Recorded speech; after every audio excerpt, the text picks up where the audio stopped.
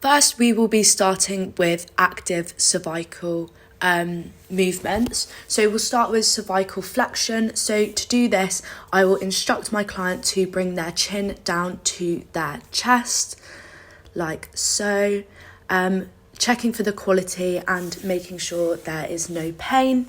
Once they have done this, they will bring their head back up to neutral, and then I will ask them to look up towards the ceiling for cervical extension. Again, checking the movement for the quality, any compensation and pain. Moving on to left rotation, so I will just ask them to move their head to the left and then back forward and then to the right. Again, asking for any pain.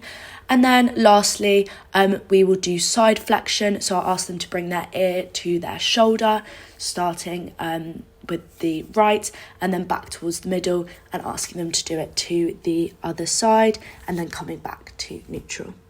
Now moving on to the thoracic part of the spine, we will firstly start with thoracic flexion, so with their arms crossed over, and then I will ask them to curl into a ball. Again, I'll be watching the movement for the quality and any compensation that may occur. And then for extension, I will ask them to almost bring their shoulders towards the table to allow for the extension, making sure there is no pain or anything. Moving on to thoracic rotation, I will ask them to bring their shoulder towards me and towards the back of the room. Perfect. Looking at any of the compensation and quality, and then bringing it to the other side and making sure there's no pain. Lastly, moving on to the lumbar spine, we'll be starting with flexion. So I will ask them to place their hands on their thighs and then slowly run them down their legs and along to their shins, seeing how far they can go, and asking if there is any pain before sliding back up their legs. Then I will ask them to place their hand on either their back of their thighs or their bum, and then glide their hands down the back of their legs.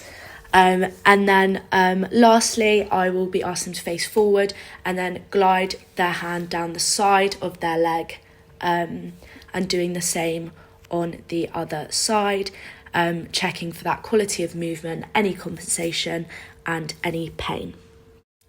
Lastly, we will be doing passive range of motion at the cervical area of the spine. So as previously, I will, for passive, take the weight of the client and I will be doing the movement for them. So we'll just start with flexion. So I'll be bringing their chin to their chest, making sure to support the neck while I do this, and then that was just extension.